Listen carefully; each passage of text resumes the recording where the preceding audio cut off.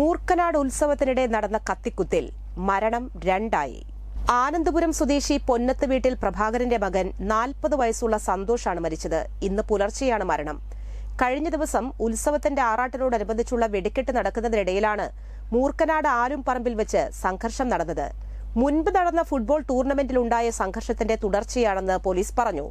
സംഘം ചേർന്ന് ചേരിതിരിഞ്ഞ് നടന്ന സംഘർഷത്തിൽ 6ഓളം പേർക്ക് കുത്തേറ്റിരുന്നു. ഇതിൽ വെളുത്തൂർ സ്വദേശി അക്ഷയ് സംഭവസ്ഥലത്ത് വെച്ച് തന്നെ മരണപ്പെട്ടിരുന്നു. 4 പേർ ഇപ്പോഴും തൃശൂരിലെ സ്വകാര്യ ആശുപത്രിയിൽ ചികിത്സയിലാണ്. ഗുരുതര പരിക്കേറ്റ സന്തോഷ് എറണാകുളത്ത് സ്വകാര്യ ആശുപത്രിയിൽ ചികിത്സയിലിരിക്കെയാണ് മരണപ്പെട്ടത്. ഇയാളുടെ ആന്തരിക അവയവങ്ങൾക്ക് കത്തിക്കുത്തിൽ പരിക്കേറ്റിരുന്നു. സംഭവത്തിൽ പ്രായപൂർത്തിയാകാത്ത ഒരാളടക്കം 6 പേരെ പോലീസ് അറസ്റ്റ് ചെയ്തിട്ടുണ്ട്. പ്രധാന പ്രതികൾ ഇനിയും പിടിയിലായിട്ടില്ല. പോലീസ് ഇവർക്കായുള്ള അന്വേഷണം ഊർജിതമായി തുടരുകയാണ്.